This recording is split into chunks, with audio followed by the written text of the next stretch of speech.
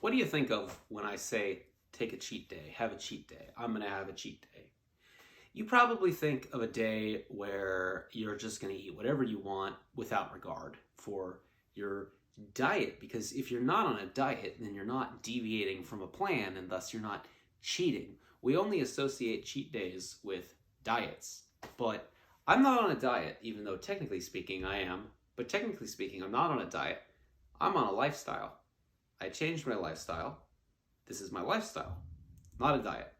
So, I don't really deviate from my lifestyle.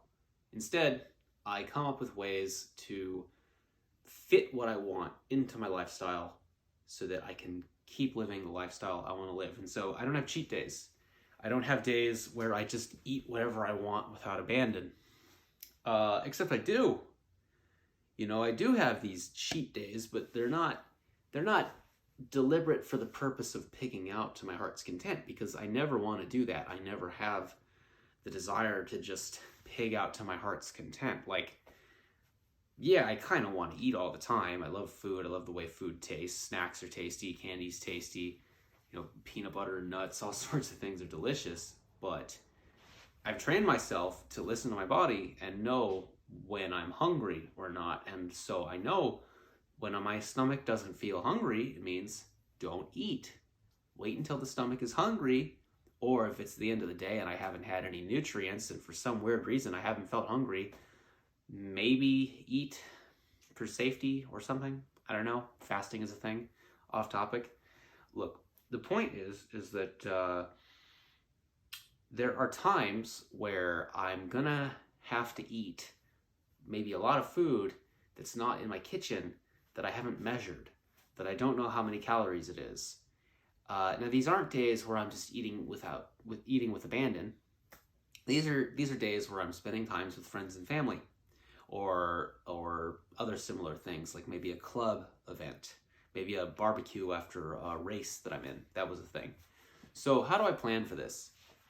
Because I have goals and I want to stick to them, and you're not going to get very far without a plan. So how do I plan for these cheat days? Well, essentially, I'll say, hey, you know what? There's going to be a barbecue with my pals tomorrow. It's going to be in the evening after work. So what do? Basically, I hardly eat at all until the barbecue. So when it's time to eat for me, which is, I have a time-restricted eating window. It's called intermittent fasting. I basically just wait until 12 o'clock in the afternoon to eat, and then I don't care. So it's very loose, not strict at all. When it's time to eat, I'll just make sure that whatever I eat is very efficient. It gets me protein, it's got vitamins and minerals, and it's low calorie. So like a salad or a small yogurt bowl, something like that. But I take it easy on too much extra fruit, too much extra nuts. I try to keep the fat low on like a normal day where I want to get my 40 grams of fat throughout the day. No, if it's a cheat day, then I try to consume no more than, let's say, a third of the calories that I'm supposed to eat for the day for the first 2/3 of the day. So that when the event comes around, like the barbecue or the meal before the movie or the date, whatever, the dinner with friends, whatever, when that time comes around, I still have 2/3 or more of my calories to spend, which means that I can order that fat cheeseburger and the fries, and I can eat it all, and at the end of the day, I'll actually probably break even with my calorie goal. So I might not hit my deficit for the day, so I might not make any progress towards weight loss for the day, but at least I didn't gain any weight. And most importantly, more important than all these goals and all that nonsense, I got to have time with my friends or family or the date or coworkers or, club members, whatever. I got to have time with people that are important to me in my life without bringing my neurotic dieting nonsense into the situation. Because when I'm hanging out with friends and family, I don't want the conversation to be about me, about my weight loss, about the calories counting, about the diet that I'm following, about all the things that I'm doing to watch my weight, and my insecurities and opinions on diet X and food Z. I don't want I don't want the conversation to be about that. I mean, if someone's genuinely interested and they bring it up on their own, I'll humor them, but I'll even then try to divert the topic somewhere else because I don't want it to be about me. You know, I don't want to steal the show, and it would get annoying. You know, people wouldn't like that. They don't like that. So I eat a minimum amount of food throughout the day, and then during the event, when it's time to eat with friends and family and really just pig out and have the cheat day, then I order what I want that I think will make me happy. So that, like I said, it could be a cheeseburger with fries. Maybe I get a small ice cream afterwards as well. And I just basically make sure that, hey, if my friends are eating, then I'm eating too. And if they're not eating, then I shouldn't be eating, because in reality, like, whatever we're eating together is probably not meeting my diet goals. So it's like, none of it is really great. But for example, the other night I went out with friends and I ate with them, and then the night was coming to a close, and I couldn't help myself. I went and got a 8-ounce frozen yogurt, and I had the person serving the yogurt cover it with almonds and peanuts and granola and coconut flakes, and it was amazing. But I shouldn't have done it because my friends weren't with me. There I was walking down the city street by myself. My friends were waiting for me because I was the only one that wanted ice cream, because I just have an unquenchable appetite. And I'm eating the ice cream, and I get to my friends and the ice cream's almost gone. And it's like, I just consumed 600 to 800 calories, which tasted great, but it wasn't with friends, you know? So it really wasn't worth it. It really wasn't a good move. But I'm just saying this because I want to let you know, like, I'm fallible. I'm not some miracle person. I screw up all the time. You know, if I never made mistakes and I knew everything, then I would have lost the amount of weight that I've lost in the last half a year. I would have lost it in 2 months maybe, you know? But instead, if you look at my weight loss progress, it's a spiking chart, you know? Gain a bunch of weight, lose weight, gain a bunch of weight, lose weight. The overall trend is good, but I'm human, and you're human too. And so you need cheat days, except not the cheat days that everyone thinks of. Not the cheat days where just for no reason at all, other than you just want to have a cheat day, you just eat whatever you want. It's totally shooting yourself in the foot. It's one step forward, 100 steps back. There's no, if you want to lose weight, you have to have a lifestyle that you can stick with forever. And when you get to your goal weight, you have to maintain that weight. You can't just stop dieting and then balloon back up, which is what most people do. So again, I just keep harping on lifestyle. You need to come up with a lifestyle that can fit your life and still let you lose weight or maintain weight. And so for me, what that means is don't eat very much, and then during the occasion, eat a similar amount to what everyone else is eating. Don't overdo it. You know, don't like if I could get 2 entrees, why? You know, just get 1 entree. If I'm getting a cheeseburger, don't order triple extra cheese. I mean, maybe if that's my thing, sure. Because before I started going on a diet, I thought, well, I still do love mint milkshakes. And so once a month, once every 2 months, I'll get a full-fledged real mint milkshake. And it'll be 700 to 900 calories. And I'll drink that sucker in 20 minutes. And that's like nearly 4 hours of me just walking, or like 3 hours of me mountain biking up and down mountains, okay? Or an hour and a half of me running, nonstop running, okay? The amount of pleasure that I get from sipping that 700 to 900 calorie mint milkshake is not equivalent to the amount of effort that I expend running for an hour 40 or whatever. Except it is. It is, because if I couldn't have the things that bring me joy every once in a while, eventually I would go crazy and I would break my diet. So this is a source of failure for a lot of people, is they come up with diets, or in my case, a lifestyle way of eating that's too restrictive. And they don't let themselves have things that they used to have, to the point that they lose a lot of joy from eating. I mean, if you think about it, people that are overweight, like a lot of us people that are overweight, we got overweight because we liked eating so much, you know? I can't cite the studies, but I've heard about studies on people and their relationships with food. And they've done like brain scans, and certain people get more feedback in their brain. They get more enjoyment from food than others. Like genetically, some people just are predisposed to enjoy eating more than others.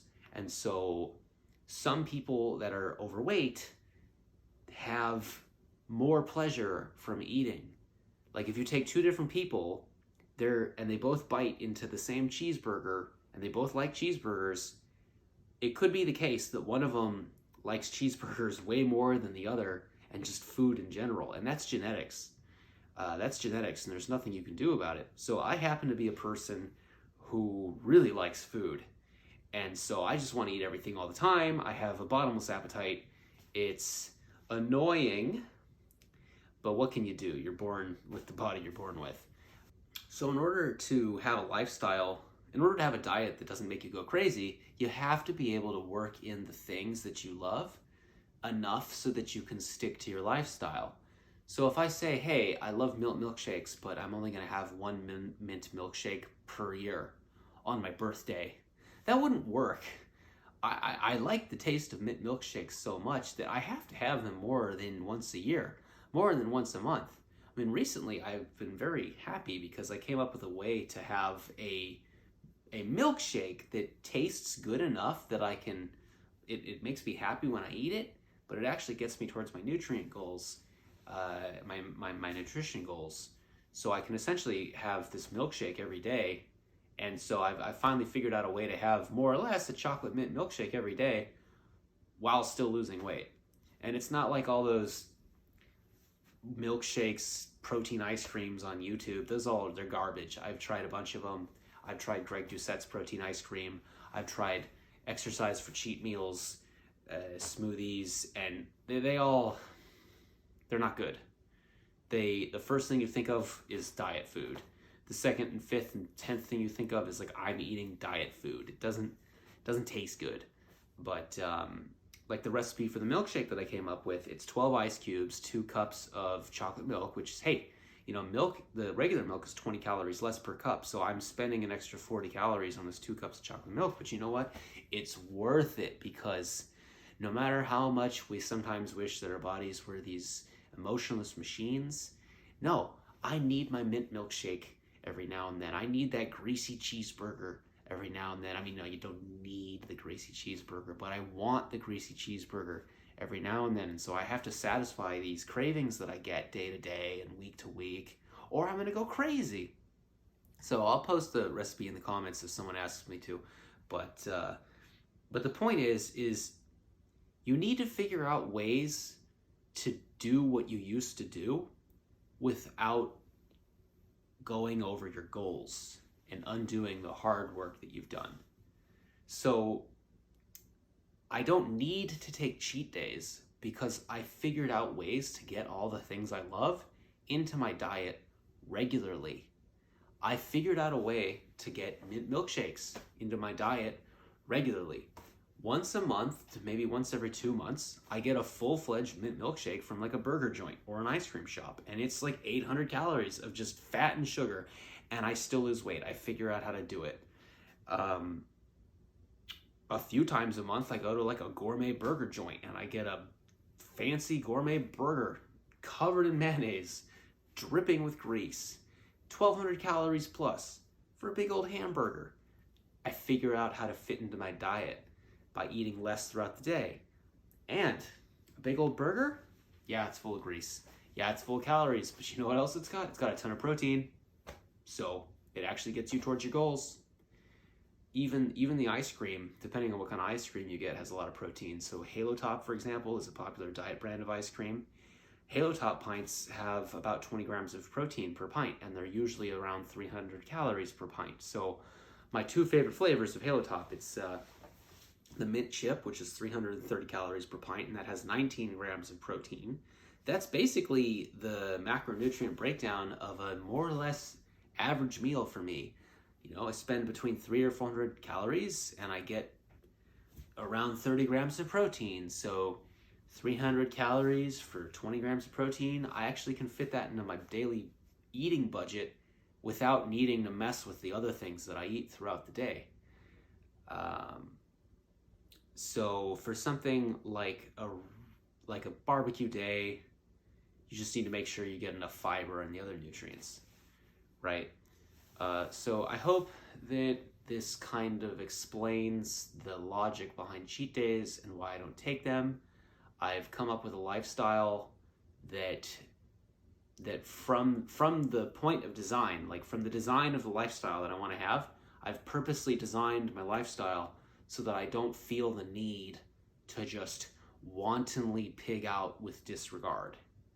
And if I was being way too restrictive and saying, hey, I can only have a slice of bread with an egg and a banana for breakfast, and I can only have like a 4-ounce steak for lunch, and I can only have a bowl of cottage cheese with cut up strawberries for dinner, and that's what I'm going to eat every day for half a year until I lose the weight. You know, if I did something like that, then I would go crazy, because I'm never having milkshakes, I'm never having greasy cheeseburgers and hamburgers and fancy pants gourmet aioli, you know, mayonnaise. If I'm never having that, I'm going to go crazy. So come up with a lifestyle where you can work the things that you want into your days. Now, does this mean that every day I go and have something random that's not really macronutrient proportionally good for my goals? No. Most days I just eat my own home cooking, and each meal gets me towards my goals about the same as every meal. So each meal has about 30 grams of protein. Each meal is between 300 and 500 calories. I try to have a salad every day. That's how I try to eat on most days. But, you know, every few days I go do something with somebody. And so on those days, it's okay to deviate. And by reducing the amount that I eat during that day, apart from the event where I have the hamburger or the milkshake or the barbecue chicken, whatever, then I still am roughly on target. Okay, last thing I do. Let's say that I have a cheat day and I go over my goal. Well, there's things that you can do to combat this. Now, if you go too far with this, I believe it actually meets the medical definition for bulimia, which is an eating disorder. So you have to be careful with this. And back when I was fasting, I actually stopped fasting because I started developing, in my opinion, the initial signs of probably bulimia, which I didn't know this, but so when I think of bulimia, I think that's the one where you like vomit your food up, right? Anorexia is the one where you don't eat, and bulimia is the one where you vomit your food up. But apparently, there's actually way more to bulimia than just vomiting your food up. And so what I was doing is I would, like if I overate, then the next day I would just go crazy with exercise. And then I would have a really big deficit the next day, and this would basically offset the excess that I did the day before. Well, it's not great, but it could be worse. So when it was at its worst and I decided to stop fasting, one of the reasons I decided to stop fasting is because I would go 1,000 or 2,000 calories over my goal for a big old cheat day. Like one day I made cinnamon rolls for all my friends, and I ate, I think, like 5 cinnamon rolls and a bunch of bacon and eggs and whipped cream, and I went like 2,000 or 3,000 calories over my goal. And so then I thought, okay, I just won't eat the next day, because I'd done a ton of research on fasting. I happen to know a lot about fasting, and so it actually was perfectly safe to do that. You know, you got to have your electrolytes, although for a one-day fast you don't really need that. But like, I knew what I was doing, and so it was safe the whole time. But psychologically speaking, bad idea, because what I was essentially teaching myself was, hey, you're allowed to have any cheat day you want. And when you do, just don't eat the next day. Maybe don't eat the next 2 days. And bam, it's like you never had a cheat day at all. And so technically speaking, that was true, technically speaking. But in reality, in practice, what happened was I started doing these cheat days more and more until it almost got to the point where every weekend I was binging and eating 3,000 calories over one day and then 1,000 calories over the next day, and then I just wouldn't eat on Monday, and then bam, it's all better. Except fasting for a day sucks. Like, I'm used to it. I can do it. I did a 5-day fast. I can do it. But it doesn't make it comfortable. It's not comfortable. Sometimes your head is blurry. Getting up, sitting up, standing up and sitting down can suck. You just feel low energy. When you go to bed, it feels like your insides are eating each other. Like, fasting is a trip. I think everyone should try it, assuming that it's safe. Talk to your doctor first. And if you're already at the weight that you need to be, then like, don't. But my conclusion from my own personal experiences was that fasting was doing way more harm than good, because fasting was turning me into a binge eater. So essentially, cheat days, I was taking cheat days and then using fasting to make the cheat days okay, and then I was doing it more and more because it was okay, and I realized, hey, this is not healthy. This is not how I want to live. I don't want to have to like force myself to take fasting days. So I said, how can I stop this? Well, okay, if I don't fast, then I can't just burn off all the calories so quickly, because, well, if you don't eat, that's a good way to lose weight real fast. But if I'm not going to do that, then what's the answer? Well, I'm not going to spend an entire day riding my bike and eating. I'm not going to do that. So the answer was just don't go so crazy on the cheat days. So what I started doing is, when I started eating with my friends and family, I would just eat like a normal person, and I wouldn't eat 5 cinnamon rolls. I would eat 1 cinnamon roll. I wouldn't eat my entree and then everyone's leftovers, because I want to. Trust me, I want to. I'll just eat my entree. And if no one says they want to get dessert, I'm not going to say that I want to get dessert. And if everyone says they do want to get dessert, sure, I'll get dessert. But my point is I don't pig out when I hang out with my friends. So even though it takes self-control, because I always want to, but by using self-control and letting myself eat when my friends are eating at an appropriate amount for a person of my size, not overdoing it, not eating when they're not eating, because what's the point, right? Because if I don't eat when they're eating, then it makes things weird. People are eventually going to notice, like, hey, why isn't Joe ever eating when we're eating? People make a fuss about it, and then it's, oh, Joe's the diet guy, Joe's the weight loss guy, Joe's the skinny guy, oh, Joe tracks the calories, and then everyone's talking about Joe and the calories and the weight loss, and it's just, I don't like it. That's not how I want the conversation to be. When I spend time with friends and family, that's not how I want it to be. So eat when my friends are eating. If they're not eating, I'm not eating. Don't overeat. So if they're eating, I'm not going, oh, they're eating. I gotta eat as much as possible while they're eating. Oh, they stopped eating? No, eating like a normal person.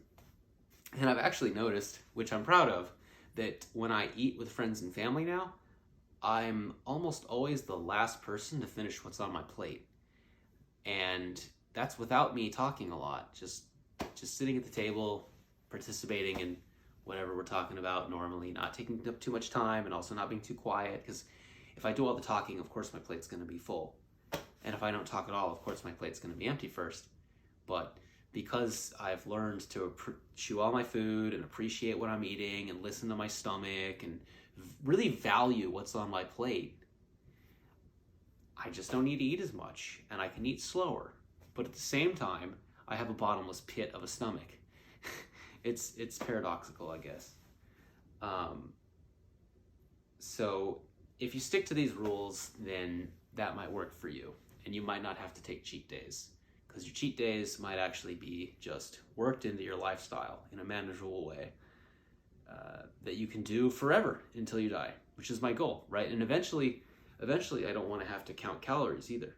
So it's funny, people think of calorie counting, like weighing all of their food, as a hassle, but at this point, it makes me feel safe. When I weigh the food out, I know what I'm putting in, so I know it's fine, and I know it's not going to mess with my goals. It actually makes me feel safe. Someday, I want to experiment with not weighing out all my food. And that makes me feel afraid. I'm afraid of that. I'm scared of that because then I won't really know. Am I eating too much? Am I eating too little? What's going on? So the solution to this is that when you calorie count for enough time and you read enough nutrition facts labels, then you build up the knowledge and the skill to know what you're eating. Like that 1,000 calorie pint of Ben and Jerry's. If you've never done any weight loss stuff before, you have no idea what that means. But if you're someone like me, where you know exactly how many calories you consume, how much macronutrients you need, then you know exactly what you're getting into when you open up that pint of Ben and Jerry's. And so I want to get to a point where I can use all the knowledge that I've gathered to be able to watch what I eat throughout the day, so that I don't eat too much and I don't eat too little, and at the end of the week my weight stays the same. And that will be the metric, by the way. I'll go from weighing all of my food to just weighing myself and looking at my weekly weight, and I'll say, oh, did my weekly weight fluctuate? Why did it fluctuate? And I'll try to offset it a little bit, and that's something I'm going to practice in probably a few months from now. Now, of course, if I was trying to do like a bulking phase, or if I was trying to do a cutting phase, then I would probably start tracking what I eat again, just to get on target and remember what it feels like to be on target. But, I could weigh all the food that I eat forever, but it would be nice if I didn't have to. And so I think the answer is really just train yourself to know how much to eat by what you're looking at, which also helps with the cheat days, by the way. When I go out to eat with friends and family, oftentimes it's a barbecue. And so I think, like, how many calories is that chicken drumstick? How many calories are those slices of tri-tip sirloin? Well, it's hard to know. There's estimates on the internet, but, is the skin on? Is the skin off? Does it have a sugary barbecue sauce? How fatty is the cut of steak, right? So it's really hard to know. So the answer is eat when your friends are eating. Eat enough that you feel full and happy and satiated. Eat enough so that you don't feel like you're restricting and you're having a bad time. Make yourself really feel happy, like you had a nice day with your friends and you weren't worried so much about your diet. And then I can't tell you how many times in the last few months I've put this strategy to the test, and then I come home and it's 11 o'clock at night and I'm going to bed, and I pull my phone up and I think, oh, I got to enter in all of the food that I ate when I was out with my friends, just for tracking, just for consistency. Because even when I take these days with friends, I'll still guess what I put in, because I'm gonna be 70% correct at least, if not 80% correct. Like, I'm not gonna be perfect, but you do the best. You do the best that you can. So I can't tell you how many days I've had in the last few months where I take a cheat day and I have barbecue with my friends and I get 2 plates, heaping plates full of meat and corn or whatever, or I go and get a giant burger from a burger joint, or I get a milkshake, or whatever, and I plug it all in, and then what do you know? I'm like net zero. I didn't gain or lose any weight for the day. Or maybe I'm only a few hundred calories over. It makes me feel so good. It's like a little bit of a victory, Wow, I was able to control my eating for the day in a way where I had a good time with my friends and no one said anything about me dieting. No one raised up my weight or anything like that. Like, it wasn't a part of the conversation, and I got to enjoy myself, and it wasn't a thing. Like, no one was thinking about it. It wasn't on anyone's mind. It wasn't on my mind. It wasn't on my friend's mind. It was just, had a good day like a normal person. That can be nice.